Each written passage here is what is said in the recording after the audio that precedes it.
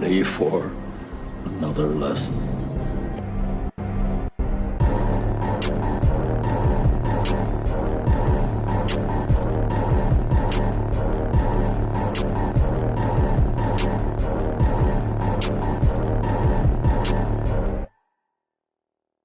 What's up, everybody, and welcome back to Back Row Banter, your favorite casual movie talk podcast. I'm one of your hosts, Adam Schwartz, and on this week's episode, we'll be talking about the movie Spider-Man. Spider-Man. That's it. No colon, stupid, no tagline after the fact. Just Spider-Man. Spider-Man. Clean, simple. It's like when you got. Speaking of Xbox, shout out to the pre-pod, but it's when your homie got the OG tag of just like he got his actual name or like a clean gamer tag. We got the Spider-Man here. Nothing else with it. I did the Little X Big X reminder popped up on my feed the other day. Man, and I was like, oh yeah, I did forget about Little X Big X. Snipe these nuts. Oh yeah. I know what you're talking about now. Yeah. To try and like differentiate yourself if someone else already had that name, kind of thing. Mm-hmm.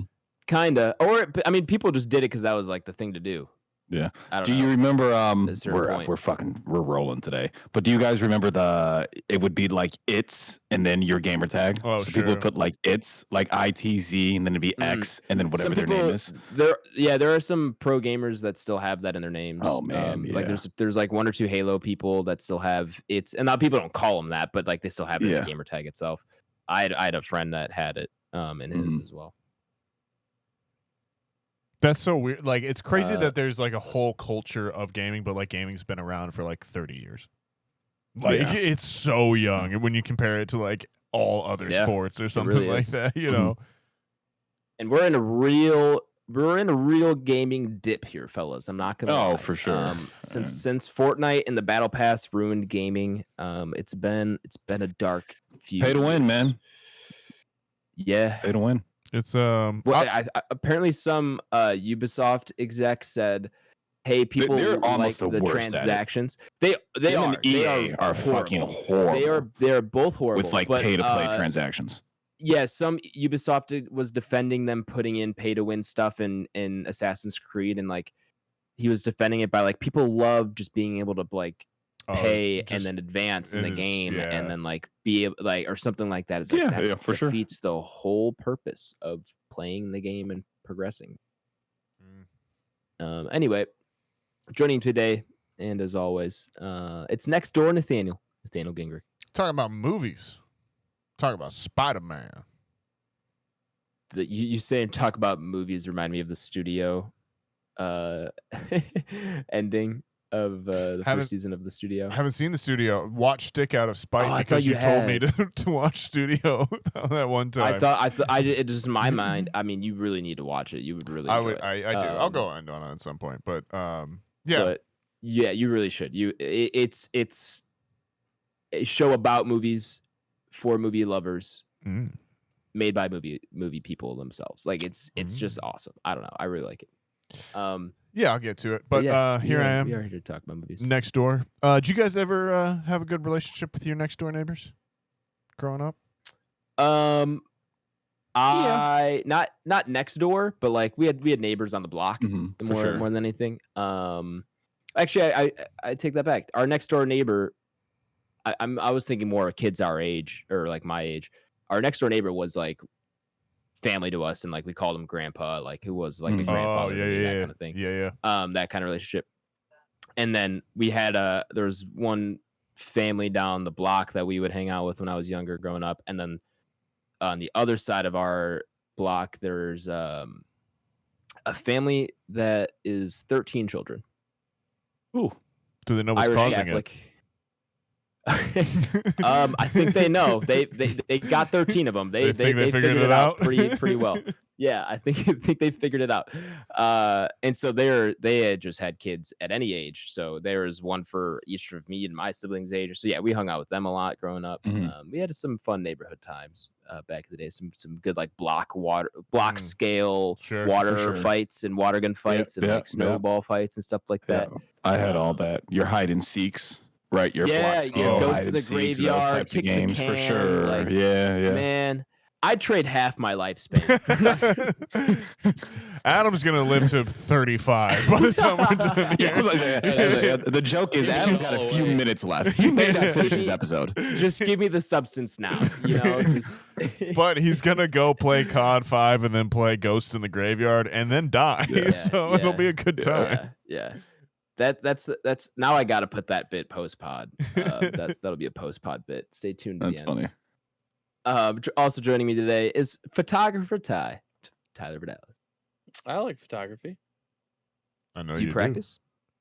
Not too much anymore. Dabbles. But definitely was. Yeah.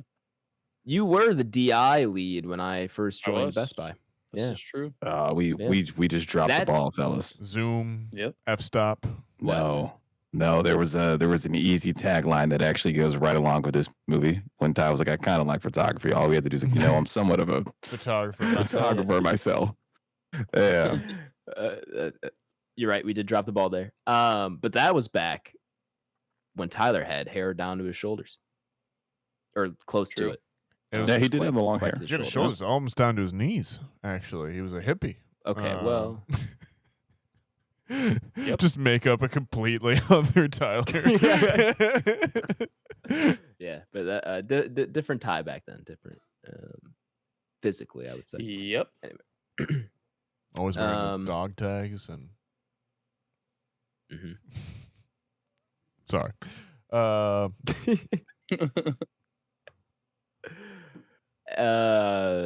you doing, Ty? How's your photography going?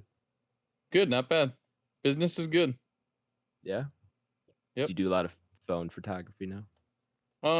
No, it's DSLR for sure.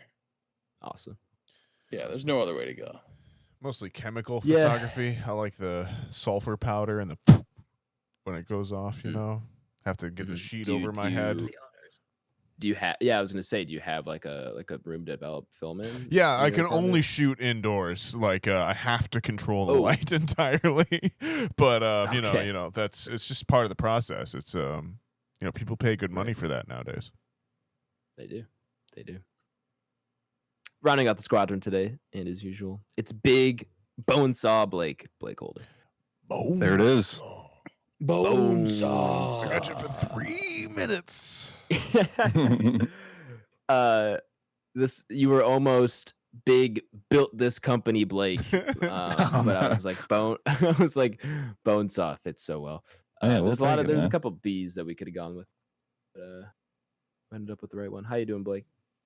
Good, man. Good. One of the first times I'm actually like semi excited to talk about a superhero film, right? But it's obviously it's been a while.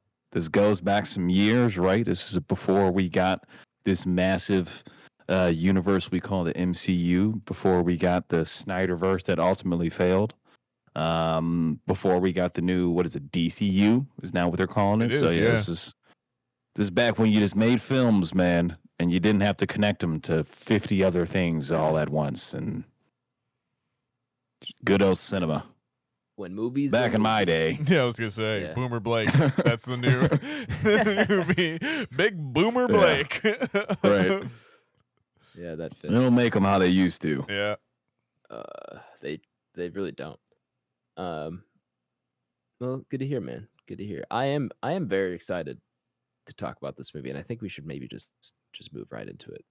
This is set the scene. It's a little bit of your birthday pick. Yeah, for sure. It feels it's pretty belated here. July, often a busy month for us. It wouldn't be 4th of July, also aligning with like our anniversary episode, also aligning with my birthday pick around that time, and then schedules are busy in July. It wouldn't be. And what is this? Is this 24? 5? I'm 25, man. Yeah, I was like year 2000s, baby. 25. Hitting the hump to 30. Yeah, I turned 25. My left shoulder goes 30, out. My right shoulder. 25. Yeah. That is the hump to 30. I don't know what you're...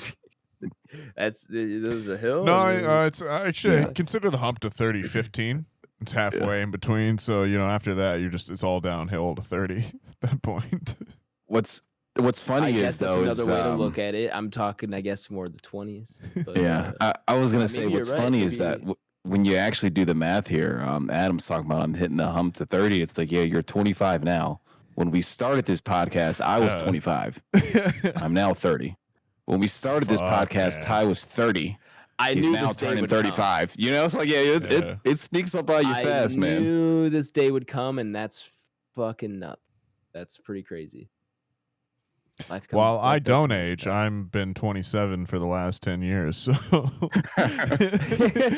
I was trying to find a tie-in for Nathaniel, but he's like the middle age between me and Ty, and there just wasn't a good example. Oh yeah, it's true. I'm just in between everyone.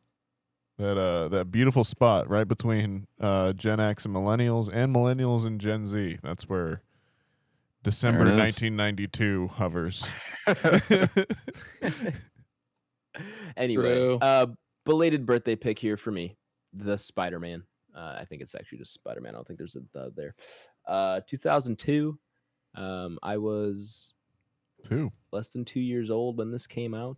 But boy, oh boy, does this Spider-Man movie and this whole trilogy mean a whole lot to me. Growing up, Spider-Man head and shoulders my favorite superhero. Probably large part due to these movies here. Yeah, I think just these came out as I was growing up. These were the big movies coming out. Obviously, Batman, the Dark Knight trilogy was the Batman Begins was a little too mature for me when it came out, and then I saw Dark Knight in theaters, so like I got introduced to that a little bit later. But like Spider-Man here, since day one, since birth, haven't had a different, haven't had memories without knowing Spider-Man, like that kind of thing. And especially this trilogy, especially Tobey Maguire Spider-Man. Yeah, dude, this is it for me. These movies very near and dear to me. These are up there with like Back to the Future trilogy as well. If not, honestly, these might even be over Back to the Future in terms of like core to me. Like I don't think I've seen a series of movies that more than these three. If you count, childhood wise, especially. Like this is an insane influence that these movies have had on me. And it's in terms of getting this on the pod, it's one I've wanted to do for a long time now. A good rewatch of these, and it felt kind of timely with the other buzz we've had about superhero movies and stuff. And Spider-Man just started filming, and then they're re-releasing this trilogy in theaters next month. So yeah, I don't know. Just wanted to get it on here. Felt like a good pick and a good time to do it. Nathaniel, if the listener here is new, maybe they've just forgotten, can you give them a quick rundown of how our review segment works? I suppose I can. Yeah. Hey, folks, if you're new or perhaps you've just forgotten, the way we do review segments here on Back Row Banter is it is split into two sections. That's, how it goes. There's the non-spoiler section. Then there's the spoiler section. Pretty self-explanatory. In the non-spoiler section, we'll go over the movie itself, who wrote it, who directed it, who's in it, all that good stuff. Obviously, Adam's giving you a little bit of intro on his side of things. This is definitely a birthday pick on his side of things. But yeah, excited to talk about it with you all.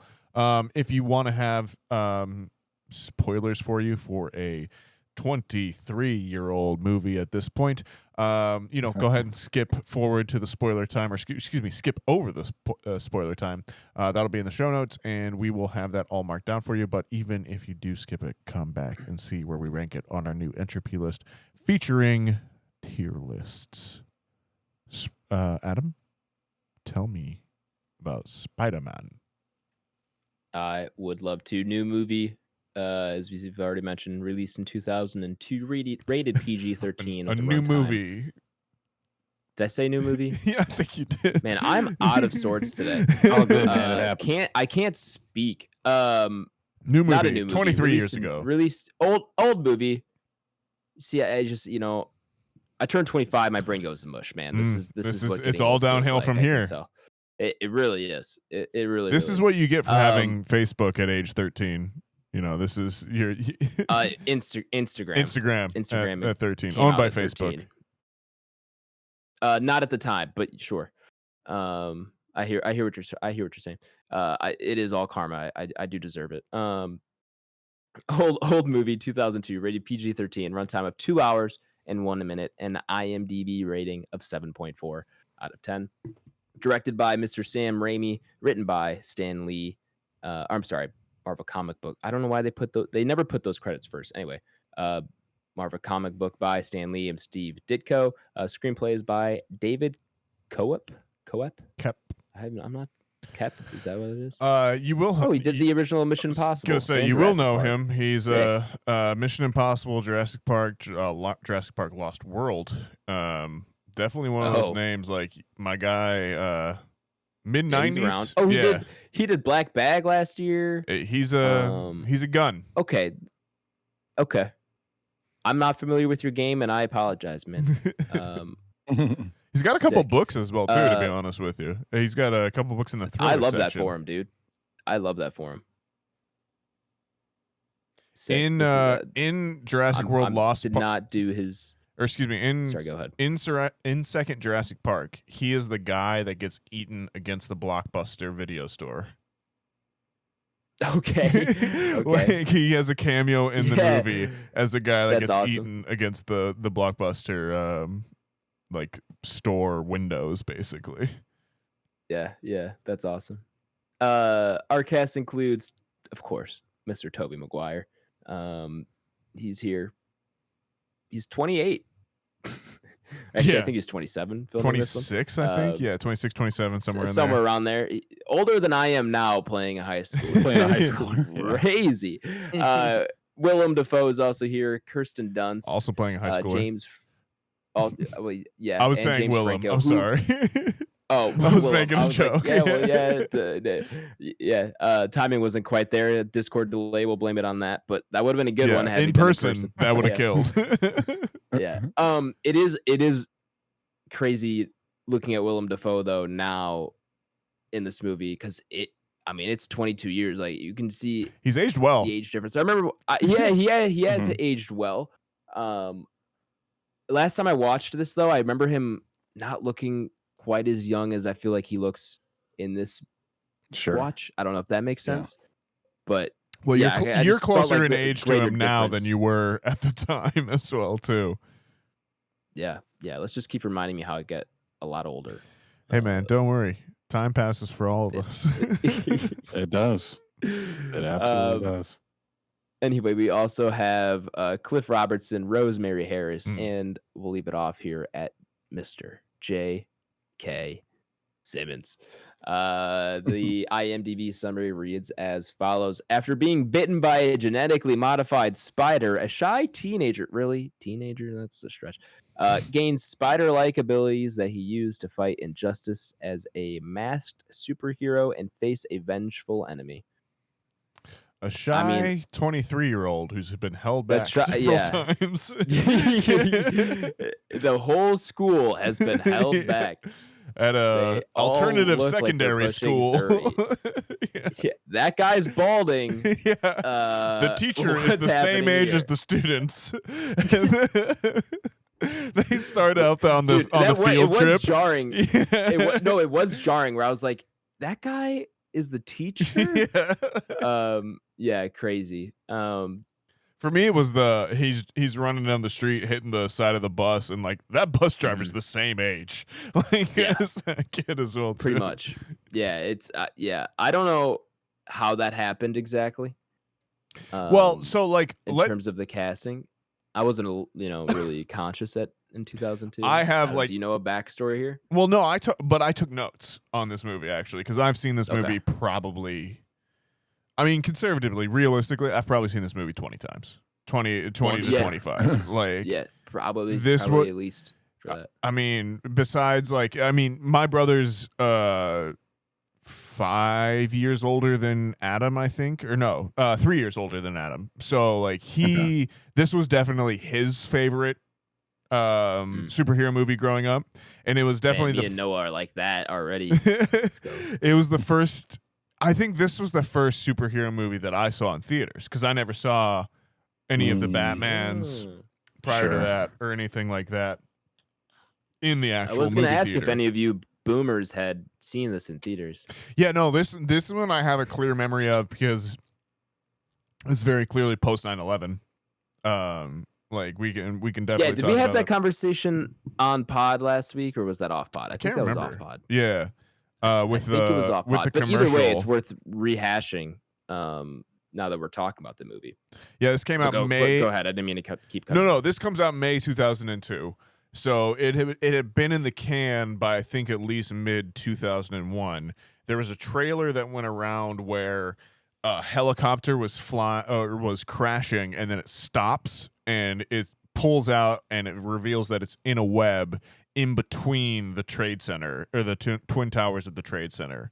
And there was also a poster, I think, where the reflection of the New York City skyline was in the Spider-Man eye, like the lens kind of thing. It was a photo of what up, Twix? Shout out Twix for all the dog lovers out there.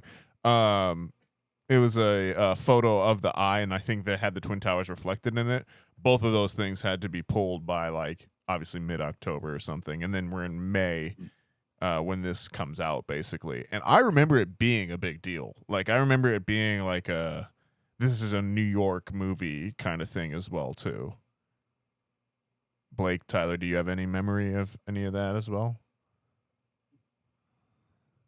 I certainly don't know. No. So this isn't even one like I know I've seen it as a child for sure, and similar to you, I've probably seen this 10 plus times. Although I don't have a vivid memory of seeing this in theaters. Oh, right? I do have a memory of seeing the third one in theaters. Sure, but that third one is what 2006. Yeah. Or something like that. Yeah, so I remember seeing that one in theaters, but I think it's the first one I feel like it's one I just kind of came across of watching a ton on whatever VOD, Fair HBO, enough. Stars, regular shit back then. No, this was definitely, I think, like for me and my family, like it was like, oh, this is out. This is definitely a big movie we're going to see, which I think is reflective. This was the first movie to have $100 million box office opening weekend. Really? Yeah. So like it was a big deal at the time as well too, where it was kind of like we're showing up for it as well. Ty, what do you? I mean, you have clear memories of this one coming out? Well, Ty was like 28 by the time this came out. 28. Shut the fuck up.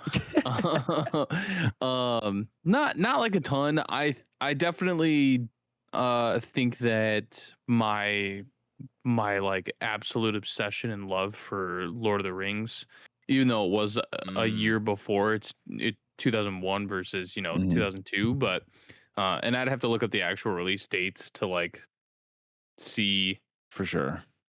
Like when so like Fellowship came out in December of 2001. So if this came out anywhere close to the beginning of the year, Fellowship would have absolutely overshadowed this. So I don't have like a huge recollection of this in theaters, and honestly might be a hot take. You can say whatever you want, but The Amazing Spider-Man with Andrew Garfield is as soon as that became a Spider-Man, it immediately superseded this as a Spider-Man for me. Wow. So I don't have like that's a hot take. Huge for sure. I don't have like a huge nostalgia tie to these. I think they're phenomenal, other than like obviously everyone's gripes with the third ones, but now that everybody like hates it so much, it's become like its own like I'm gonna get the dance going. Pop culture cult classic type of thing. Cult classic thing that everybody hates. Yeah. So I definitely have a fond appreciation for these, but I think these definitely got overshadowed for some other things that I think I hold closer to my heart. This is one of your wildest takes, and I kind of love you for it. Like I didn't know that. That's ballsy. No, this is I've known about this at least as long as I've like lived with Tyler. Like this is one of my favorite. Andrew Garfield is like my Spider-Man. I do think that Holland is a very, very close second, and I think it's because as you have gone through the eras of Spider-Man, he actually gets closer to being a high schooler. For sure. Yeah. And so obviously that's like the big thing for Holland for me, is that he was so right for that part at that point in his life. But as far as like attitude wise and personality and like you've discovered my weakness, Spider-Man, very small knives. 100%. Yeah, that's very Spider-Man, especially with like my sense of humor and just like how I grew up being kind of like a smart ass as a kid. I absolutely connect with Andrew Garfield on such a higher level than I do with either of the other two. Tobey Maguire is a nerd. Andrew Garfield's a skater. Like that's definitely the difference between the two of them as well too, right? And then Tom Holland's just a millennial kid. Like I feel like I kind of feel like Tobey Maguire was a better Peter Parker than Andrew Garfield. Andrew Garfield was a better Spider-Man than Tobey Maguire, and Tom Holland is the best blend of both. He does, that's a good best of a. Yeah, I think he does like both Peter Parker and Spider-Man. Good point. At a better level of doing both at the same time, if that makes sense. That's how I kind of look. I don't think I've ever really like made the distinction between like Spider-Man and Peter Parker like I do with like Bruce Wayne and Batman. And I think it's just because Peter Parker doesn't have like a huge effect on like the world outside of being Spider-Man, whereas like Bruce Wayne can change like a lot. Yeah, and but that's kind of also what Spider-Man's like. He's just a guy for the most part. He's just a friendly neighborhood Spider-Man. Neighborhood. Yep. Yeah. He could be anybody. So could be you. I don't know why I've never made like that correlation between the two. Like, I don't know. I never looked at Peter Parker as kind of like his secret identity. I just always look at Spider-Man as like Spider-Man. I mean, yeah, like I think jumping off from there, like one of the first notes that I had in this, and like we're still not in spoilers. We're still pre spoilers as well. Yeah, man. I like right away, the first thing I have is just such an example of like the end of an era. Like this is a 2000s movie, but it is like peak 90s in some ways to me as well too. Just from the visual style to the even like those choices of having like, no, we can have a nearly middle-aged like person play a high play school a 17-year-old. Yeah, like the extras in those scenes, like there's dudes pushing 40, 100%. Like, and like that's just how it is, and it's very much this era of like, we're not trying to be realistic. We're trying to capture the feel of what a high school experience is like in 2 or 3 scenes. We don't need to set this thing in high school. We need to just like give you, here's Peter's high school experience in so many words kind of thing. And it really, I do think it like, I feel like it is emblematic of like a different era of filmmaking in some ways of that, where it is just this spectacle, but it's also this very much like, I think in some ways like comic books have now become this like, we're storyboarding for the film that's coming out later, where this is much more like, no, we're taking inspiration from comic books and making a film. We're not adapting a comic book kind of thing. Anyone with me on that one, or see what I'm saying there? No, yeah, I do. I was pulling up Letterboxd on my end. So yeah, no, I mean, I agree. It is one of those things where I think that's just part of the nostalgia, quote unquote, of when you go back and watch these 90s, 2000 movies. Where I think like they have the ability to place these different actors and actresses, and they're not even remotely close to of high school age. They don't. None of them even look like they're trying to be close to high school age. No, right? But you just excuse it because it's a music. You just buy into it. It's a movie, right? Like, you buy into it. I think the second like note I had was like, remember lighting. Like, there's so much of this movie that is in shadow, or like is like you can infer what someone is feeling based off the lighting. It's not like, oh no, this is just the best way to like see the actor's face in this scene. It's like, no, we're trying to give it emotion by the atmosphere around it as well too.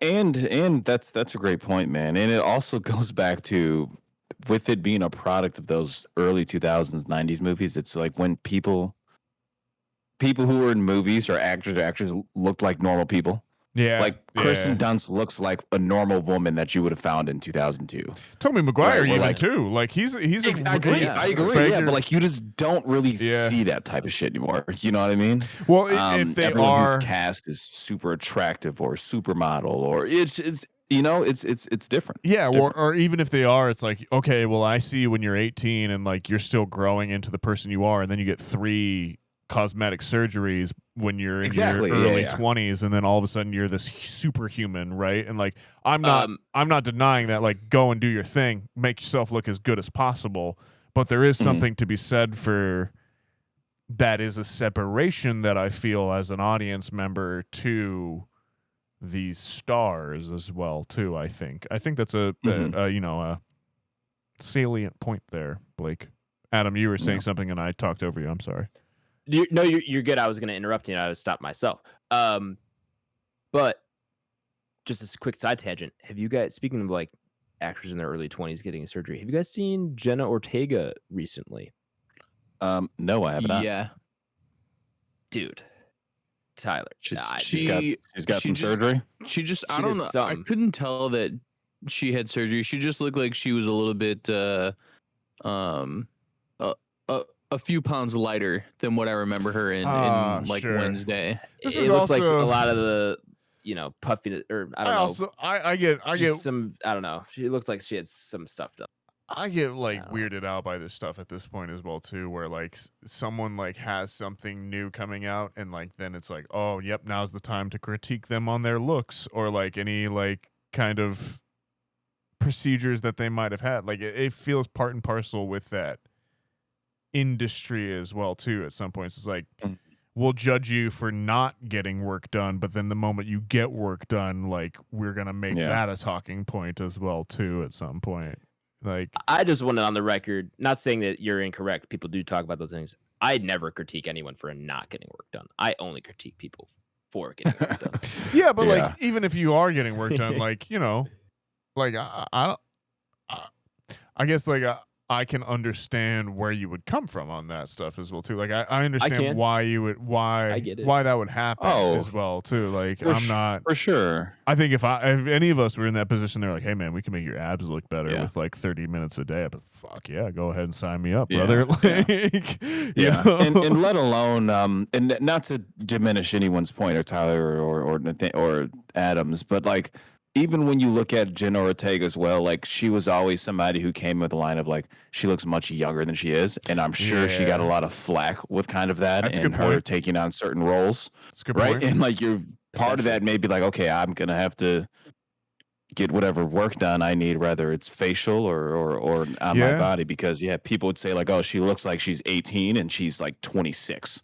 Do you know what I mean? Or I don't know how old she is. I'm just pulling a number on my ass. Listen, but yeah, I wasn't, No, I wasn't trying to attack you or anything as well too. Like we're 4 dudes who haven't had cosmetic surgery 100%. As far as I'm aware. 100%. Right. I personally and not even remotely famous.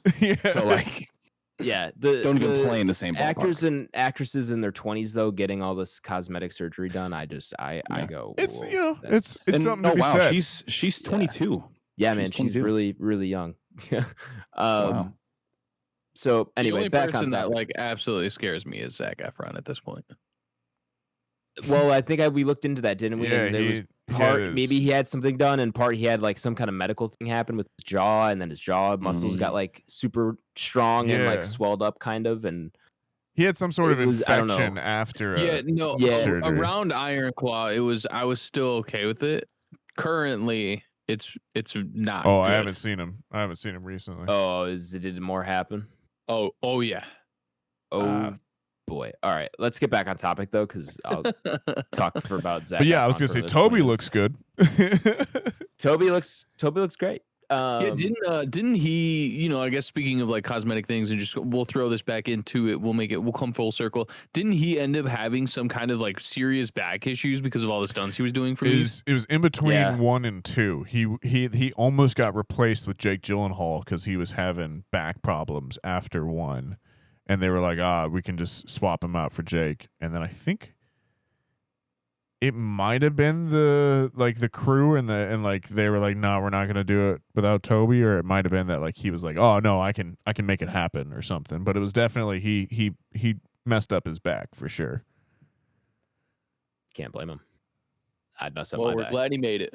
Yeah, I mean, so we're still not spoilers. I think he's good in this. Like without a doubt, like he is like too old for the part, but I do think he is.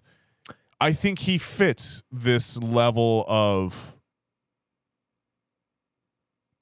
I'm trying to think of a different word besides sappy or campiness.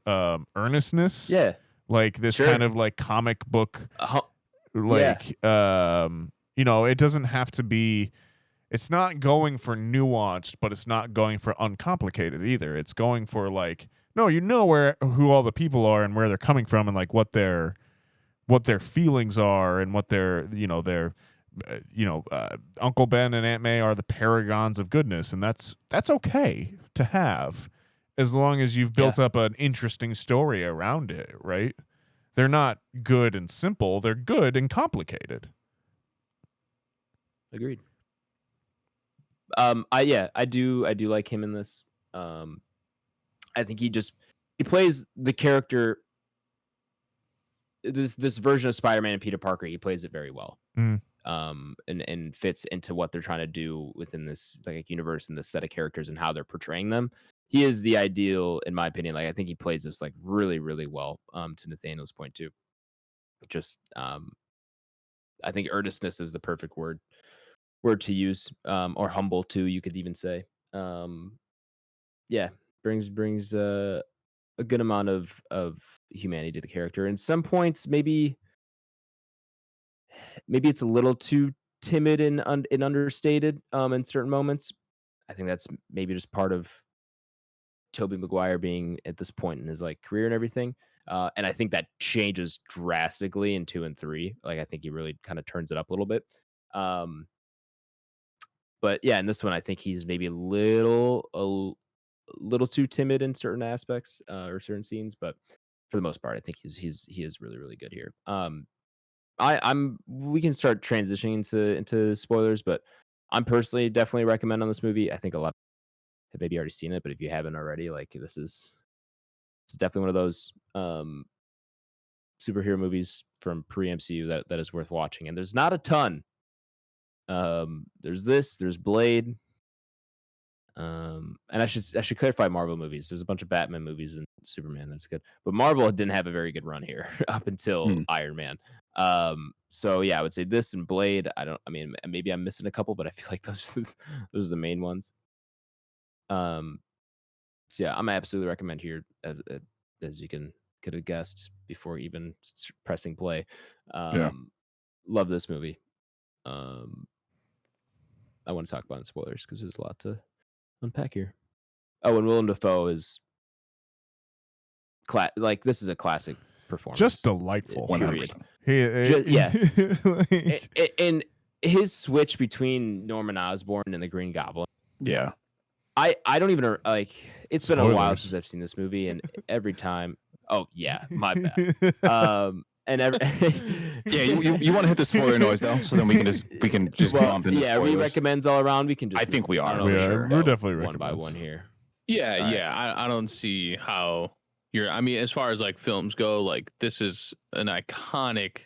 This is the shift. Superhero movie. This is definitely the shift between superhero movies from the 90s and the 2000s, and then this is, where what's we possible. are. Well, and then like I think in very much a real way, like it both, like obviously it was filmed before 9/11, but this movie is like the end of the era of superhero movies pre 9/11 and like that kind of time, and then after that it's this.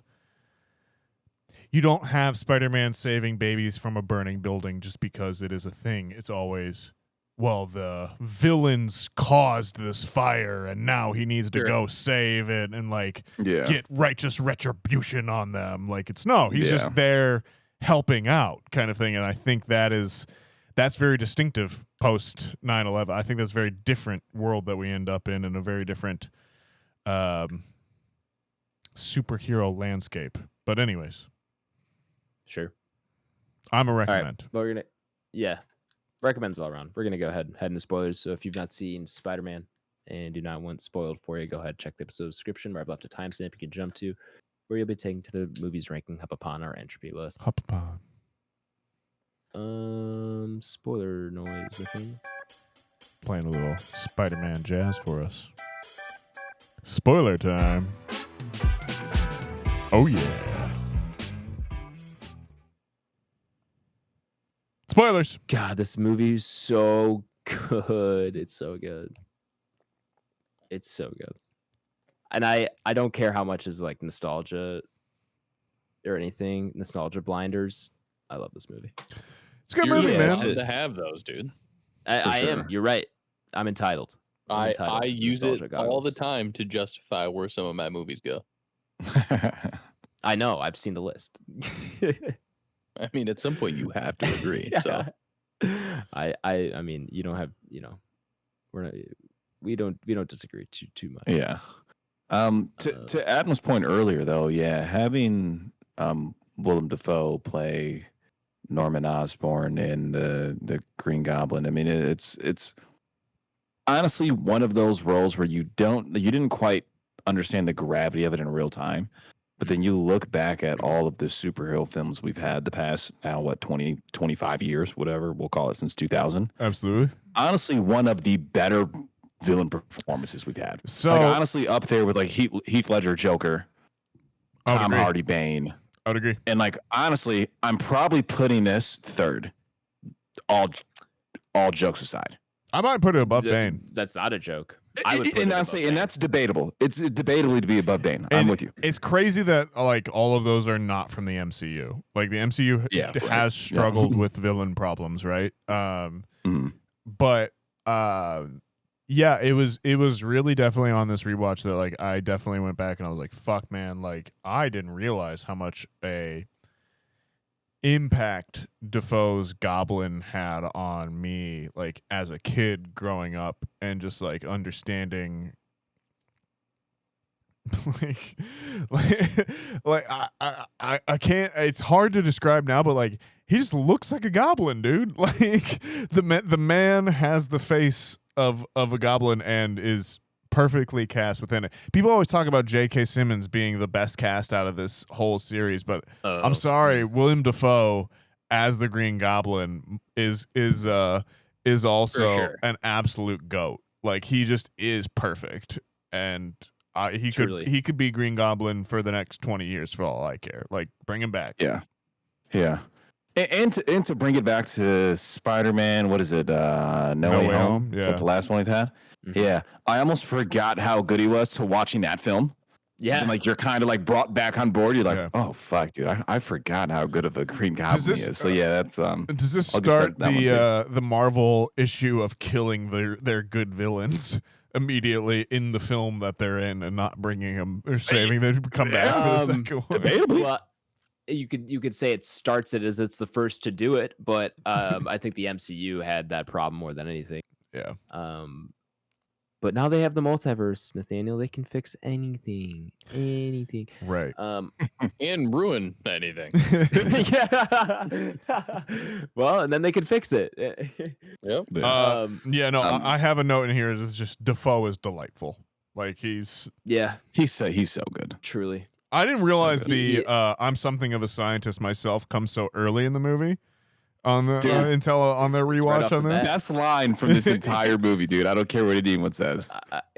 And you can't help but go through, and it's a lot of his lines too. You can't help but go through this movie he's hilarious. That line, hilarious. That line. Yeah. Yeah. I mean, I don't know. So you say it's hilarious, and that's funny because I think we laugh now because the lines have been memed to oblivion, 100%. But like at the same time, like there's it's still a good performance. It's funny because we've taken those lines and we've memed them, but like at the same time, like he's not like over dramatic or anything like that. It's just like it's so good that like your brain can't help but think about it when you're like pushed towards it in the situation, or like someone reminds you of it. I think that's a very important distinction about this movie, which is another note that I had in my thing on the rewatch, was that this is a great movie for visual imagery.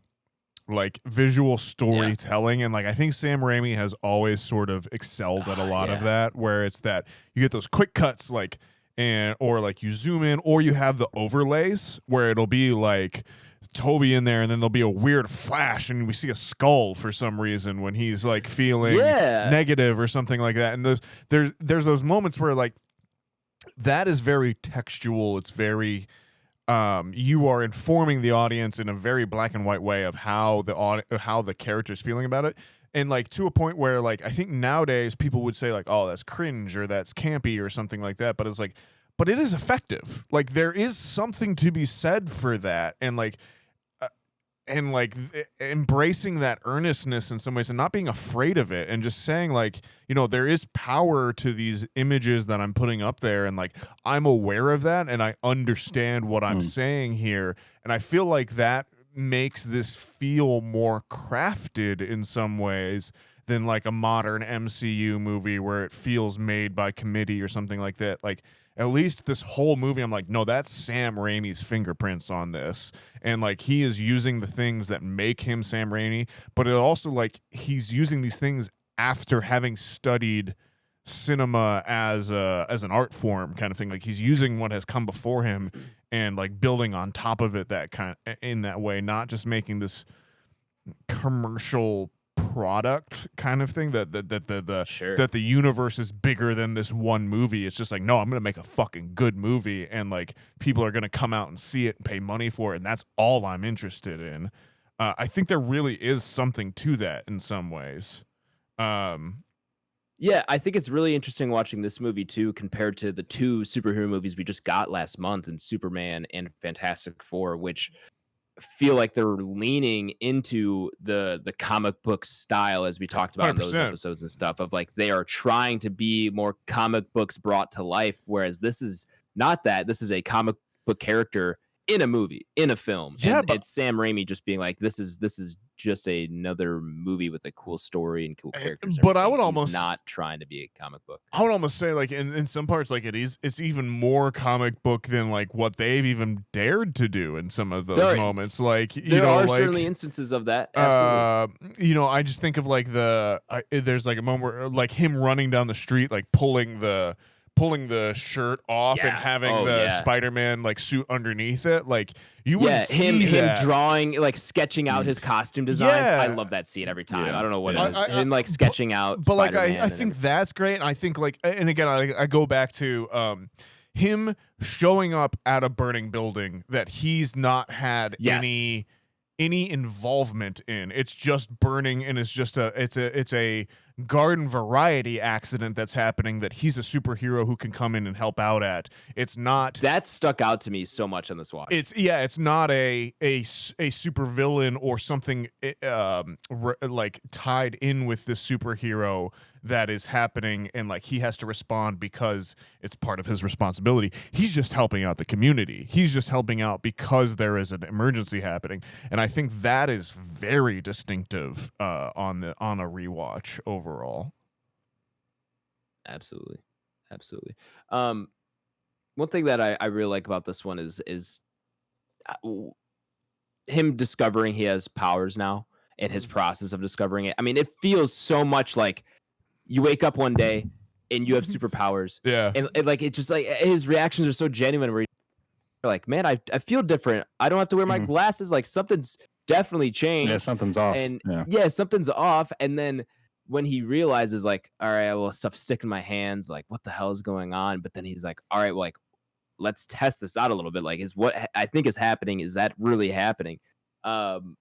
And then like you could just see how excited and giddy he gets once he like realizes he's got powers, and he comes home and like rushes to his room. And he's like testing them out in his room, and he gets on the roof and does the swing for the first time and slams into the wall. And it's like of course, like you wouldn't like he's learning how to use these things. He doesn't know exactly what he can do yet, but he's still excited to like test stuff out. I don't know. I really love that that bit or that stretch of the movie where he's kind of learning how to be Spider-Man and learning what it means to have superpowers. It genuinely feels like a high school kid who woke up and found out he had powers, and it's like that sense of discovery I think is really good. That is one thing on this rewatch too, where I was like, oh, the pace on this movie is very interesting, where he's got he's been bitten and is getting powers and is like waking up to the new powers within 20 minutes. And it's a 2-hour movie. Yeah. And like then the rest of it is like there's a very long chunk of this movie which is just kind of the second act middle setup where everyone is building to that. And there was a lot in this movie on the rewatch that particularly between the Peter and MJ storyline that I actually thought was in the second movie. That actually happens like what in this movie. Her coming out from the diner. And like them talking about that. I love that scene. I really thought that was in the second movie. And like I remembered it being something about like her having audition or something like that, or like had a part of that already or something. But yeah, it's that's interesting. I think I mean I think that's well done. I think Kristen Dunst and him are great in it. I think the obviously the upside down kiss is iconic and like has become iconic. I had in my notes it's like the most rain you've ever seen. Like I don't know what New York storm that is where it's just dropping buckets at any given time straight just down the biggest to drops like rain no too, wind, like, just so sick. no wind at all, just a full on like just a shower that's like 50 feet long all happening. I remember hearing somewhere that like Tobey Maguire was like choking during that scene. I'm sure he probably waterboarded himself. Yeah, basically. Yeah, pretty much. Yeah. It's I mean it's a great scene still, but it's very funny. Yeah. Yeah. One thing I want to point out in that scene that I didn't quite pick up some of my last few watches. I obviously watched it this week, and then I felt the last one I watched it might have been COVID or something. It was once you put into perspective, it kind of falls into like the Final Destination thing. Once you put into perspective, like they're all playing high schoolers. And it's like that scene where Kirsten Dunst MJ is like walking around in the rain and like no bra on, no anything. I'm like just a little obsessive. Like she's playing somebody who's supposed to be 19. Yeah, just kind of strange, man. Kind of strange. But it's different times, man. Different times. So but yeah, obviously hell of a scene. Probably the most memorable scene from this movie. Arguably the most memorable scene from this entire franchise. Of the Sam Raimi ones. You'd have to imagine like on a large scale. It's iconic. Yeah, it's iconic. For sure. One of the things I kind of want to give credit to is just like you go back in time, just the amount of like practical effects you have, and like everything's awesome, just not fucking CGI'd of like. And I mean, like the CGI in this movie is actually really good. It actually ages very good, but that's because they hide it. There's only a few scenes where you can see it's like it looks a little rough. Where the Green Goblin comes in, I forgot what scene it is, where MJ is like dropped off that balcony. And he's like flying in during daytime. World Peace Day or something like that. Yeah. That's one where it's kind of like looks like a little tough, but it's like, okay, it's 2002. I totally fucking understand. Do you know what I mean? And then the web swinging in this always makes me laugh because it's a lot of it is just like raw swinging. You don't see him actually shoot the webs at the building as much. You don't. As you do like the modern Spider-Mans. It looks like he's kind of holding on to one thing and swings for a very, very, very long time. As well as the shots they give too, where I agree, it's really cool. But the shot they give, man, where he's carrying MJ and it's like literally just a shot, like it's just a side profile of like Spider-Man and MJ, and like it's probably like a 7-second shot of him just swinging on one rope, and it's just like shoulder and head, shoulder and above. And it's got her hair blowing in the wind, but just like the amount of practical effects they use, though, like that's all practical and just it looks good. I know, man. And again, this is maybe nostalgia goggles, but it's just like I'm gonna wait for Nathaniel to hear this too. But it's like, again, that's just filmmaking. Like he didn't have the CGI that we have today, so like he couldn't rely on that. Like you just kind of had to have the long swinging shots because that's all you could do. But they look good and they age so well, and like even the green screen shot, like I don't know, it's like that's just his options that he had to get the film made, and it just I don't know, it's done well and done tastefully, and this movie ages so well because of it. I mean, we talk about it all the time, especially with like stuff as we talked about in the Jurassic Park episode a couple of years back. I mean, at this point, but like the practical stuff just ages so well, and it's just another testament to it. And I even for sure, brother. And I'm sorry. Go ahead, Nathaniel. Oh no, sorry. I was trying to jump in as well too. I was gonna say, but I think that even extends to the Green Goblin motorcycle helmet version as well too. Like, has anyone seen the screen tests of the original makeup? I have. Yeah, it's yeah. bad. It's rough. I mean, like, I think it's really cool. Like, I think that they were really close with it, but like, I don't. It's true to the comics. Exactly. It's comic booky, right? Like, yeah. You're bringing in William Dafoe. You don't want to put him in a ton of like prosthetics. I get that, and like, I think even the mask itself, like, particularly nowadays where you're watching it on a 4K feed and like the thing pulls up and you can see his mouth moving behind the kind of like visor and stuff, or see his eyes behind certain things. And sometimes I almost think that adds to the performance, but I also think like it is that thing of like, well, come on, man, how do you not know who that is as well too? Like, yeah, because the mask has like a 5-inch opening for his mouth, and you see like nose to chin on Willem Dafoe. So yeah, that's funny, man. But that adds to that practical effects, man, that we keep talking about. And another one of my favorite things as well from this is talking about the Green Goblin actual outfit or costume, we'll say suit. One of my favorite things is the show. We know he wears a biker helmet. Yeah. The shoes he has in that are actually like Nike Foamposite basketball shoes. Yeah. Which are like some of the coolest like Nikes you could buy, you know, like, and they have them and they're just like in a green shade to like match the rest of the suit. You know what I mean? And there's a few scenes where you see him standing full body and you're like, he absolutely has like foamposites on. And it's just cool, man. William Dafoe had that shit on. You know? Yeah, for sure. And then one last thing, I'm tangent. I'm sorry, go ahead. No, I just said I like to think that he still has them. Like, he just took the rest of it off and he's just still got the shoes. You would hope. You would hope, man. You would hope. One last thing I do want to talk about in terms of practical effects is probably the most well-known one is the scene in the high school cafeteria. Oh, sure. Where he catches everything on the tray. Like, that's awesome that they used practical effects for that. And that probably took, I can't even imagine how many takes that took. I think it was upwards of 80. It's maybe even more. I heard 130. 130 was that it probably. Yeah. But like, just another thing, kudos to them that like they took the time to do that. It just makes it look more realistic, and it's everything's just not. I agree. It's not CGI'd, man. It's cool. It's cool. Well, and just if you're a person who respects the craft, you respect it even more, right? I think, when things are practical effects. I think there's a lot of this movie that like, if you're watching it and like you're paying attention, you'll realize that it's shot on sets and stuff like that too. But like, I think even nowadays, like now we shoot with people in real locations more often, and like that is naturally smaller because they're not trying and fit a fucking film camera in there as well too, kind of thing. You can just do it on your iPhone and that's different. But I really think there is something to that. Like, I think it's something more where it's like, yes, we are trying to recreate life, but we're also trying to create a set.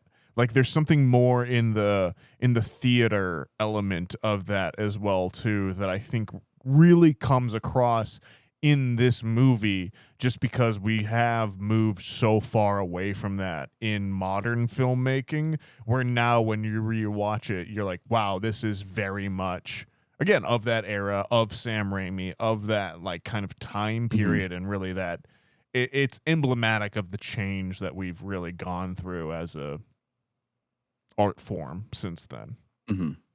Yeah. Shout out J.K. Simmons. Shout out J.K. Simmons. Yeah, we haven't even got to him yet. Yeah, one of my great portrayal. One of my absolute favorite bits of the movie is him throwing the cigar out of the window, the cigar coming back in, and then and then Green Goblin coming in, and him just being immediately a bro. It's like, who sends you the pictures? I don't know. They come in the mail after he's just been 100%. Shit talking Peter right there, like the whole time as well too. Like, immediately, like it sets up his character so well. In, I mean, that might be the last scene we have of him in this movie, but like, I think then for the rest of the rest of the trilogy too. Of like, all right, yeah, he talks a lot of shit, sure. But at the end of the day, he's got your back. Like you know if he's push home. comes You know to what I mean? Like, shove, I love that bit where he's just like, I don't know, it comes to the mail. It's like, dude, you're a real one, JK or or JJ. Great casting there and just a great character. Yeah, and with that too, and that scene is awesome where Green Goblin kind of just blows down like whatever exterior walls there. And when you think like that happens like 3 or 4 different times in this movie, I was like, he's just like, it's almost a jump scare, right? Of like that exact scene happening multiple times. The fucking the one where he just fucking just blows open that sidewall of fucking Aunt May's house. Oh yeah, for sure. Yeah, 100% a jump scare, right? One of the most memeable things I've ever seen. Anytime. Yeah, dude. Yeah. It's fucking absolutely hilarious. Obviously, in that context. In the context of the movie, obviously devastating. You do get the hardship of Uncle Ben dying. Absolutely. Yeah. Still the best way they've done that. Tough. So I think that's the best one. Agree more. Like I like Amazing Spider-Man, but I don't even know how it happens in the Tom Holland ones. I can't. They don't talk about it. He's already passed by the time. Oh, okay. They don't really do origin story for his Spider-Man because we've already seen it before, right? And yes, but then they Uncle Ben and Aunt May in No Way Home. They do kill Aunt May. Sorry, spoilers for No Way Home. Which is why it's like, if you're listening to spoilers of this movie, you've seen that movie, so I'm not. Yeah. But yeah, good point on that, Ty. The Uncle Ben piece was very moving at a young age. Seeing that, right? Yeah, for sure. Yeah. I fail to see how that's my problem. What? Great line. Throw it right back in his face. I got you for 3 minutes. Yeah. I love the walkout too, where it's like the crowd's going and they have like the little ring girls talking in his face, and then they walk out. The previous guy is like, my leg, and like straight up SpongeBob. The one lady that's like, I'm gonna rip all 8 of your legs off. I was like, he just got introduced to Spider-Man. That's good off the dome mic work there. Like, yeah. No, that's a great scene too. Spider. That sucks. That's that sucks. Yeah. Yeah. Man, this movie's awesome. Yeah, so I mean, we've given the shout out to J.K. Simmons. We've given the shout out to Kristen Dunst, Willem Dafoe, Franco. Want to shout out Dick Franco? I genuinely good as Harry. I think he's a good. I think he's a good. Like burnout, so who's friends with the nerd at the start of it? Like I think that's a believable like friendship dynamic overall between the two of them, and then like obviously but also kind of douchey because like you take your best friend's like crush. Exactly. Yep. He's like he's definitely the rich kid that can move in and be like, well, like you didn't make a move, so sorry, you know. Yeah. He plays that really well. Yeah, I think he's really well cast and is good. I think all of the lead performers in this are well cast. Yeah, I couldn't agree more. If they were like 10 years younger, though.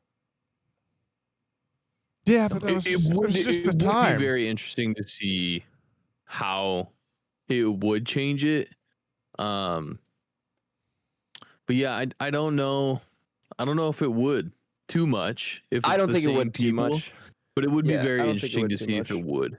Somebody ask Gronk or AI or ChatGPT to make it. I'm sure they'll make it. Please don't do that. We got a very young Joe Manganiello in this one as well too. As Flash. As Flash. Yeah. Oh. Yeah. Another cool scene too of it, that hallway fight where he kind of like he's slowly figuring out his powers. Sure. And he gives him the most unorthodox punch ever. Punches so straight fist. Yeah. With the Yeah, you get and then flying by, and then for sure goes full CG model really cool at that point. introduce like his Spidey sense as well. I do like the Spidey character. Sense. Yeah, 100%. I do think that's between the Andrew Garfield, Tom Holland, Tobey Maguire Spidey Sense one. That's probably the best they've done. Spidey Sense and like making the audience understand kind of what happens with it. Yeah. Interesting choice for the webs to just be organic. Oh yeah, that was a big deal at the time. I remember. I don't think it's ever been that way in the comics. I think all the time. Well, they changed it after this came out to be organic, and then they changed it back. Is that what it was? Yeah. Okay. And then there's different. Obviously, sorry. Obviously, everybody's very familiar with like the Spider-Verse. So different versions of Spider-Man have had organic web shooters as well. Interesting choice. Yeah, I thought it was cool. I definitely like when they further explain it in what is that? No Way Home. Yeah. Or they don't really explain it, but they just they bring it up. All talking about it. Yeah. Where the fuck does it come from? Yeah, that's probably one of the better scenes from No Way Home for sure. Y'all be hating on that movie. I mean, it's we don't think it's bad. Just at one point, it was sitting at like 18 on entry list. It's like, yeah, we got such a great collection of scenes, one right after each other. I wouldn't call it a movie, but it's just this great composition of people together. One thing I kind of want to close on is similar to Nathaniel's point earlier, where there's a few scenes where that are either in a different Spider-Man film, either 2 or 3. That I thought were in this, or vice versa. Oh, sure. And watching this, I was like, okay, like I remember the final fight, right? The climactic fight with Green Goblin, but I was like, how does it end? And I always thought, yes, my mind was the way it ends in Spider-Man 3, where he throws the bombs and then he grabs them with the spider web and flings them back. Spoiler for Spider-Man 3, a fucking 20-year-old movie. But yeah, and I was like, does that happen in this? And like, I remember the set piece and everything. But like, as it kept going on, it was like, no, I don't think that's how it happens. And then I finally, he's impaled, I was like, oh, that's the first one. I'm thinking of the third one. So it made sense. I feel like too, like when we were at Best Buy, that there was a clip from Spider-Man 3 that used to play after the clip from Spider-Man 1 that might have been where he's like grabbing the pumpkin bombs and flinging them at him like there. So that might also be why you're remembering those more closely to one another than they are, kind of thing. Best Buy demos. Best Buy make me question what's real. Ingrained in your brain, brother. Ooh, is that it? Anybody else want to talk about? I don't know. Favorite. You're sick. Favorite scenes. Anybody want to chat about any of that, or we just want to rank it? We can do that quick. I had a bit where they're at the Unity Day fair or whatever, and Green Goblin hits a lamppost, I think, at Spider-Man, and just clocks some other dude, and I was like, that guy's dead. He's just had a full-on lamppost land on top of him. It's over for there. And there was also a moment in this movie where I saw the product placement was really old. It was for a Carlsberg beer and then something else. And I was like, oh, okay, that is the level of AI I would be okay with. If you're replacing old advertisements with Coca-Cola now and on movies that you've already have come out, sure. And you're like, hey, I want to have all of the products in Transformers be Pepsi for the next 5 years, and we're using AI to fix that. Fine. You know what? That's my line. You guys can have that one on there. Yeah. I don't want it anywhere else. That's funny. That was my final takeaway on that one. But yeah, good movie. Nice pick, Adam. Thank you. Favorite scene. I'm gonna cheat in 2 ways. I'm gonna give 2 answers. One's a sequence. I love the wrestling match into the Uncle Ben situation, like Sure. just very well done, as we've kind of already said. Yeah. Just super well done. Just him realizing, oh, I didn't stop that guy, and now that guy, like that whole connecting. Yeah, that is good. Chain of events. It is really good because also we didn't talk about this much. The lead up to that is Peter potentially actually going down a kind of dark path with his powers. Like he's not necessarily like he has a fight at school. He's kind of lashing out at his parents. At the end of the day, he's still a teenager, obviously. Yeah. But it's still up in the air in his character of like he's kind of leaning a little bit towards like letting he's been bullied as we've seen, and it's like kind of like now I can the dark side's coming out, and he's kind of like, well, now I can get my revenge on people, and you kind of see him leaning that way, and so does Uncle Ben, and then all the events unfold, and now we get the Peter Parker that is the Spider-Man we know and love him and be. So I really like that. That's all really well done, obviously.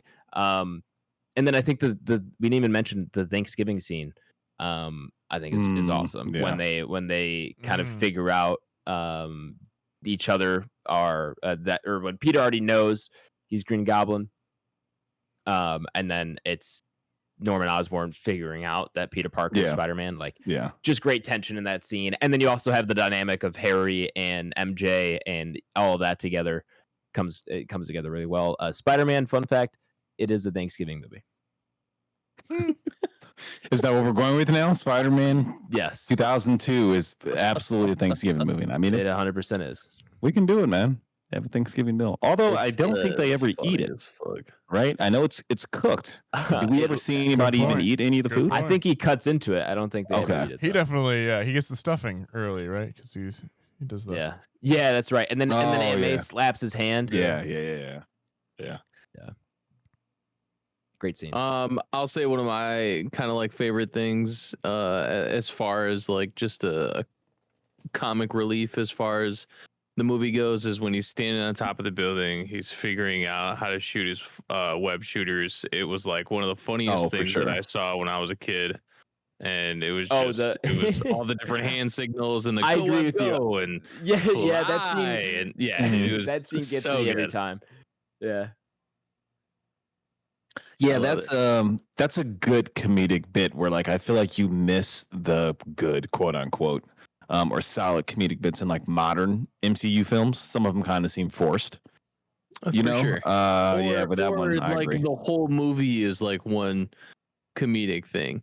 You know, sure. Like, some people would look at like, Guardians of the Galaxy, and it's like joke after joke after joke after joke after joke after joke after joke, and somehow James Gunn still did a phenomenal job at being able to build in like a solid plot line, serious plot line into that. Whereas like this one, I think is solely based more off of like, no, this is like built off the plot line. And there is just still, like some of your little one-liners that are in here. Absolutely. All right, fellas. Yeah, I think. Blake, did you give your favorite scene? He's like, I don't really have one. Yeah, so I mean, I don't know. Really over the MCU at this point. God damn it, Blake. If I had to pull one, fellas, I mean, okay. If I know what it is. If I had to pull one, it's gonna be. I want to say it's their second introduction between Spider-Man and Green Goblin. Okay. Where Green Goblin gives him the proposal, and they're sitting on the roof. He smacks him in the back of the head. Yes, he smacks him on the back of the head. Funny bit every time. And then you also get the monologue from him, and he's detailing like, hey, the only thing, like basically detailing like, hey, they're gonna betray you eventually, right? Like you can't save everyone, right? And the only thing that people like more than heroes is to see one like fall, fail, die trying, or whatever the exact quote is. I'm sure I butchered it, but yeah, that's probably my go-to. Where that's a great scene. And the smack on the back of the head as he calls him, like, I don't know what he calls him. I don't know if he calls him Spider-Man or kid what does he call him? Pal. Something funny, and he smacks him on the back of the head, and it's hard enough for like Spider-Man's head to move forward. Now I need to see. Another so it's hilarious. Very memeable moment from this. Oh, for sure. Yeah. But yeah, that's all I got, man. So you want to rank it? I think so. I need to find out what he says to him. Hang on, I got the scene up. Yeah, I'll come back to it. Anyway, mark down the timestamp. Timestamp it. Someone clap. There it Stamp is. this. Timestamp this. Stamped. You having fun over there, Ty? Future Adam will let you guys know what he says. That was about Adam. Cut in here. Yeah.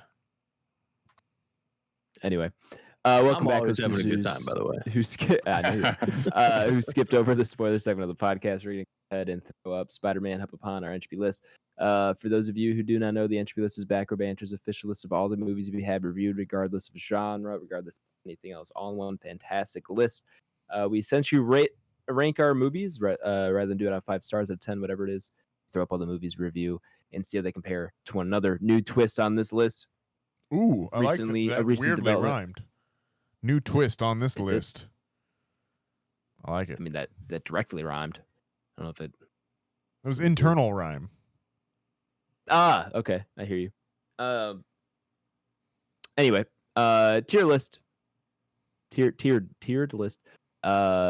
Now when we rank movies, they're going to get placed into a tier. Nothing changes if you are familiar with the Entropy list ranking system. Nothing changes there. It's just once we rank it, we have tiers now, and that way we can attribute its ranking and give it a little bit more of a general value rather than just a number on a list of other movies. I forgot to put the tiered list in the episode description last week. I'm going to go back and edit that, but if you want to see the tiered list, or just the Entropy list, I keep one on Letterboxd, one's a Google Doc. They're both in the episode description. You can go check them out. Where are we at, fellas? Well, Ranking.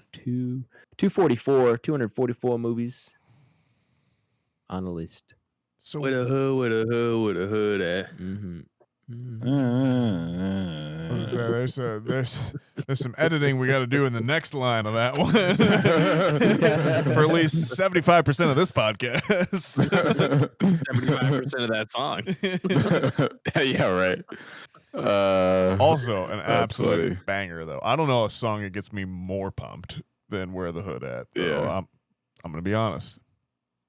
RP DMX, man. True. All my RP. neighbors acting up. Where the hood at? All right, guys. I have my spot. Ooh. Okay, let it rip, then. I rarely go first, so I'm going to cut to the front here. 69, below Civil War, above Suzume. Herbert. Suzume. You're the one who said it was Suzume? funny. I didn't say anything. Okay. Who's the pervert now, you pervert? So, all right, genuinely, the movie in my mind that kind of stuck out when I looked on this list was John Wick. Interesting. In that, like, I think it kind of kicked off this whole other, like, next evolution in some ways of, like,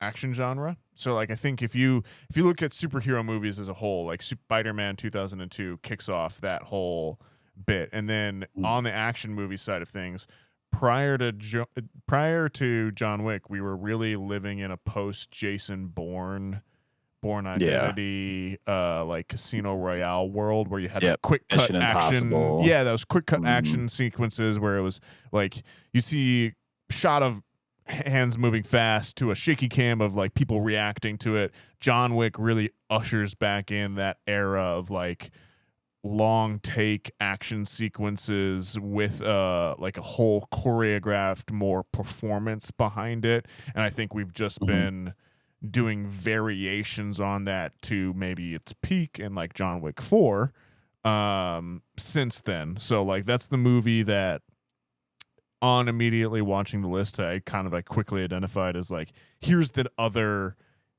beginning of an era in movie making. So I think with Adam, where he's coming in not small after that, I think I'm going to go. I think I'm going to go 64 below Mononoke, above Longlegs. Okay. Yeah, those are both valid rankings. I think we're all kind of in the same area here. Kind of talk my thoughts aloud. Went to comparative measures for obviously the other Spider-Man films we have in here. Always I an forgot to excellent do that. choice. Across the Spider-Verse is obviously really liked where Nathaniel was going. You know, like they killed his dog, someone killed his uncle. There's a direct correlation there. See, this is why I get paid the big bucks. Yeah. You It know? weirdly rhymed. they both take place in New York. Here, Yeah, they folks. See, you're seeing everyone's understanding my vision as we talk it out further. But yeah, so I mean, I was kind of looking at comparative measures. So Across the Spider-Verse, like way too high. Not way too high in the Entropy list. I agree with it. Awesome film. Way too high for this film to be above it. Fair enough. Right? Okay. You kind of got to have some. Thank you for that clarification. I've Across the Spider-Verse is probably my favorite Spider-Man film of all time. So you get there, and then you got Into the Spider-Verse is the next one we have. Yeah. At 39, and then you get into No Way Home at 59, which is one we talked about earlier that once had a very high ranking. Yep. We've kind of bumped it down, and that's in that same ballpark of the low 60s, mid 60s, kind of the group is talking about here, or high 60s as well for Adam. Yeah. And I think I'm in that same ballpark, but just in good faith, I don't think I can put No Way Home above this. Right. And I know that's probably the cheap answer. No. But I think I'm going to look at it and like, do I like Tropic Thunder more than this? I do. Do I like It Follows more than this? I do. Do I like Spirited Away more than this? Like, debatably. Romulus. I love Romulus, but like, I might be able to lean Spider-Man 28 Days Later, hard calf. So I think I'm going to, I'll keep it easy. I'm going to do 59. I at least got to put it above No Way Home. I like it. And then the other films around it are kind of push-pull a little bit, but I think I like them more. Go ahead, Adam. This is why I don't go first. I am changing my ranking because I forgot to look at other Spider-Mans and kind of compare and contrast. I'm moving my ranking up to put it. I don't want to go too high, although I could go higher than this. 48 below -1 above Itamama. Ooh. All right. Man, everyone's shitting on Itamama. We're gonna have to do a rewatch. I do. We've talked about this. I First rewatching pod history. yeah, we're rewatching, re-record, re-rank. Yeah, the whole thing. You just got it wrong. At 300, we just start from number 1. Yeah. We just go back in order, and now it's just like, let's curate this list over again. Spend the next 5 years rewatching. How deep can we bury American Pickle? Can we make it 500 movies, even though we haven't watched that many movies yet? That's hilarious. That's funny. Where were you two at again with your rankings? I was 60 something. I think we had a 69 and something. Nathaniel's 60. Nathaniel's 64. That's right. 64. I changed mine below from 69. Below Mononoke, above Long Legs. Yes, Ty was what was Ty? Ty hasn't gone yet. Okay, for sure. And then what were you, Blake? I'm just gonna keep it easy. I'm going one above No Way Home, so I'm going 59. Okay. Tyler. This is tough, man. I genuinely, I think you guys might be a little high on this. And like part of me will always think that like Blade is probably a better movie than this, but like I love Blade. Some motherfuckers always skating uphill.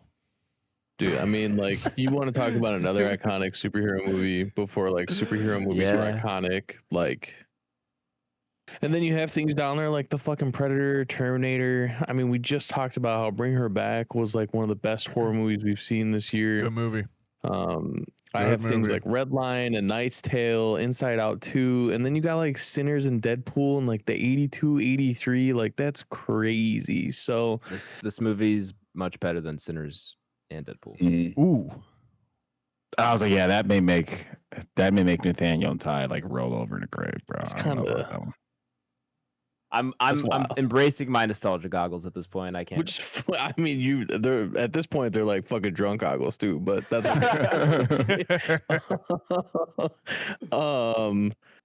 But you know, I do want to give this movie its graces. It's definitely something that, you know, was like it still has like a nostalgic tie. It's not like one of my most nostalgic movies on the face of the planet. Like I said, it definitely got overshadowed by some things that were coming out pretty close to 2001 on the back end there. That will always oversee this movie, but I genuinely don't want to prop this thing up too much, and then we end up in a scenario where it's like, this might be a little bit higher. So I'm gonna kind of throw it in the middle of like where I was kind of throwing those around. I'm gonna put this at 96, right below Coherence, above Tokyo Drift. I think it's gonna live really well right in that area. I know it'll go a little bit higher as far as averages go, but yeah, I think it's hard to put this thing above like American Psycho and other stuff like that. I mean, I agree, dude. Because once you kind of listen to Tyler's thought process too, then you start scrolling down. It's like, yeah, like no way I like this more than American Psycho, right? No way I like this more than Boys in the Hood. Probably don't even like this more than Kill Bill Volume 2. If you want to change your ranking, go ahead. No, you say that, and I on my side of things, I enjoy this movie more than that. And like, I don't do. I've got it ranked higher than Scream, bro. We're not even done ranking the movie, and we're almost at 90-minute showtime, like runtime. Like, yeah. These episodes are the testament to the movies that I think are really good. And yeah, I hear you. Yeah, I don't know. Well, let me ask you this then, Ty. So you have this ranked below Superman 2025. What film do you like more? Is it below that? Yeah. You got Superman it up that high? Yeah, Superman's 93. I think Superman starts a tier. I guess it is right there. C tier or something like that. Genuinely, I think they're really, really even. I would think probably the only reason I'm a little bit higher on Superman right now is probably because it's newer. Okay. It's quite literally also like saving an entire comic book film universe almost by itself at this point, whereas like Spider-Man started something, so they're both on very different spectrums. Mm-hmm. But I think I would probably lean towards Superman, but it's like fucking it's like 51-49. Yeah, gotcha. It's like super close. Gotcha. That's crazy. Okay. Yeah, I was curious, man, because I saw the rankings. I mean, I hear it though. I hear the thought process with Superman. Yeah, if it was like, hey, would you rather watch Superman or would you rather watch Spider-Man? It's also like I've seen Spider-Man probably pretty close, like when Nathaniel said 20 plus times. I didn't even have to watch it for this week to know exactly what happened. Did I watch it? Sure, but I didn't have to. Yeah. Whereas like Superman, I'd be like, yeah, you know what? Fuck, dude, let's throw it on. It's fucking yeah. I hear you. Yeah. So yeah. Anyone changing their rankings? No, we'll keep it, man. What's the average? Give us. Puts us at 67, below Nope and above Gone Girl. I guess, yeah, whatever. Sure. That's fine. Dude, why are you saying you now you're like acting like you didn't? Yeah, I know. Past 9 minutes. I do really like this movie, but then hearing Ty's thought process on where he put it, and then you start looking at the other movies. Don't listen to him. He's a bad influence. It's not like, hearing Tyler have a rational thought process. Yeah, I understand, man. So, drunk. I was thinking of it narrow-minded. I was just comparing Spider-Man films, right? And I should have went on with my big boy glasses, but I didn't want to, man. I wanted to go on with the little kid glasses and only compare to Spider-Man. This movie's awesome. I won't hear anything. Yeah. All right, it does so slot us into 67. Or 67. That's a. You gonna say anything, Ty? You gonna say anything this time? Yeah, right. Freudian slip. Slots us into the A tier, right where I want it. Wow. I wouldn't want to slip into the B tier. This is not a B tier. It did make A tier though. So like, all right. I mean, this is A tier, man. This is an A tier movie. I'll say it's an A tier. Thank you. Finally, some. Yeah. I would put it at like a B plus tier. Well, I mean, to be fair, the cutoff to A tier is 91. And like that's essentially where Tyler had it. Tyler had what, like 95 or some shit like that. So you know what I mean? So he essentially had genuinely it. So far the it's- tier things have been helpful for me in terms of kind of like giving me an immediate like rough idea of where I want to have a movie, and then I can kind of pick it up in between there as well too. But yeah, I think it's useful at this stage in the entropy list as it continues to evolve. Yes, sir. All right, we're super long on time, so let's get on out of here in a bit of a hurry. Next week is weapons. I'm so excited. I'm so plural excited. Or is it just one? I genuinely don't know. It's plural. It's plural. It's okay. plural. This might be the most excited I have been all year to go to a movie. Really? Wow. It might even beat out Sinners. Sinners is very close because I was very excited for Sinners. Yeah. But ever since this trailer came out and I heard about the Jordan Peele firing his management thing, and just now hearing all the good reviews, I'm very excited for this movie. I'm hoping I'm not getting my expectations up too high. I was gonna say, I think my expectations were really high. I saw a second trailer maybe a week or so ago, and that like maybe tempered my expectations by like 0.75 of a point. You know, like I was like, it could be more of a 6.5 rather than a 7.58. But I'm still coming off Barbarian. I'm interested. You know, you gotta give him the credit. I give you benefit of the doubt. Come at me, Zach Kregers. I'm ready. Yeah. I am ready as well. So check out Weapons and then join us for a review of that next week. While you're doing that, share the podcast with a friend, family member. What you're watching, I watched Naked Gun. It's really funny. Everyone should go see it. I heard it's good. Yeah. Follow the show on Twitter, Banter Row, on Instagram, or not Instagram, on YouTube or Back Row Banter, and our email is backrowbanterpod@gmail.com. You can find me on Letterboxd at Aish and on Twitter at Aish24. Nathaniel.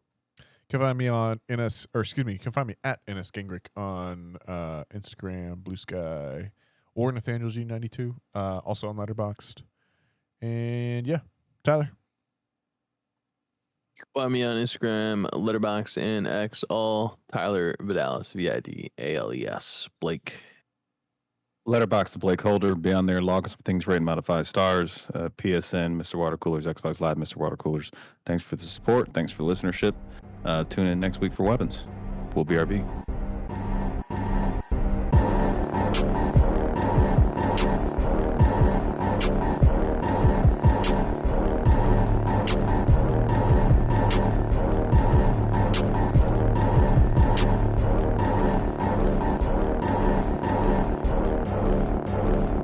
America. Ready for another lesson. Yeah, man. Looking at the Battlefield 3 cover art, I have played this one. Yeah, it's really good, dude. I started with... And Battlefield 4 was great, too. I started with Battlefield 1. Which one's 4? That's where a lot of people my age started with. Yeah, because that was like when I school. started playing again. Like, I didn't play Sure. video games all of, like, 5 years before that, basically. So, like, I basically took off from, like, Uncharted 3 until Uncharted 4. Yeah. I know a lot of people my age, like I remember in high school, people getting hyped for that game. I'm like, dude, I've been playing Battlefield for like fucking 10 years. But I remember, I remember people talking about Bad Company, though, and they were like, yo, this game is Bad like... Company's a fucking banger, bro. I want to say... 2009, like, the fact that... That was, like, right after game, COD. It was so far right ahead after of COD time. 4. Yeah. And, like, people were like, oh, like, Yes, you like and it COD was. 4, like, this is the, like, next level kind of thing. And I was like, yeah, that's too much gaming for me. I can't take that. Yeah. I'm happy with my COD fishing, you know. Yeah, no, you're right too, because Battlefield Bad Company 2 is 08. Or Battlefield Bad Company is 08, which is the second one, and COD 4 I believe is 07. Yeah, so that definitely lines the up. like destructible maps in 2000. I remember it that was being a insane, thing. bro. Yeah, Like just thinking about back on that, it's like how was Battlefield never like how did Call of Duty become more popular than Battlefield when those two games were out at the same time? Marketing. Like, 100%, brother. Yeah, commercials, 100%. but like and shit. I mean, and like yeah. I think the COD just lobbies, COD lobbies back in those days were like its own that thing as well, now too. that's that That a was good the point. secret sauce at that point. Was It COD was, lobbies yeah. and the like, having your clan tag and all that shit. Like that Man, was yeah. Talk about things that just like, I mean, I don't know. I don't play a ton of. I don't want to say that. It's not that I don't play a ton of online video games. I guess I don't play don't. But, mass multiplayers, right? Because I'll play Mortal Kombat, which is online, but it's Yeah. usually like 1v1. Like, you know what I mean? It's But not, that's you also don't really like talk to anybody. it's You a kinda just niche, have yeah. music playing. Especially with those fighting games, you end up finding the fighting game you like, whether that's Tekken, Street Fighter, Mortal Kombat, sure. and you just end up in Yeah. that mode kind of thing. Yeah. Yeah. So it's not as like interactive in a community while you're playing people. You know what I mean? It's usually something you just pick up for a few minutes and then go do something COD else. felt like you were Where fighting those on the COD streets. lobbies were like, Yeah, it felt like it was your neighbor down the block that you were like fucking beating up every day or something like that. It felt real. Yeah. It felt like we were all like Yeah. everyone in the town was together, and then like you would all like gang up against somebody in Utah or some shit like that. Like it was wild. Yeah. Totally different times, man. Is COD still like that now, or do people just play in parties? You'd have to imagine you just I party think up. so. Like, well, and that's like Right. Warfare. I think for a while they had like that, or they've got proximity chat, but you need to be like out of a party to hear that. And then like, all right, let's be honest. Like, it's not very shocking that in my mind I think back to when I was a teenager and I was like, oh yeah, that's the peak of gaming. But because of course I'm fucking going to. But there is something to be said for Halo 3 and COD 4. Like both of those. Yeah, that really combo is, at dude. once, man. Like I would do anything. I would actually do anything. I'd cut my lifespan in half to go and that's get like fucking an extra crazy. Like, 5 years. Go Dude, back honestly, for my one- life for one 24-hour session of Okay, I COD don't know 4 what- Halo for 3, I one will cut my 24-hour session. lifespan in half. I would cut my lifespan in half for approximately 6 months of those games. Like going back to the peak of those games. I think that's 6 that months. trade-off. What a wager, brother. 6 months of video game gameplay. This is peak. Like, we're living in the bleakest of times. Like, I will give up half my remaining lifespan. I have no hope for the future. Yeah, some of the zero gloomiest things to look shit I forward to. ever heard. I want to go back to 2007. Fucking My life is looking forward to A-list booking to A-list booking week by week. It's the only thing I have to cling on to at this point, man.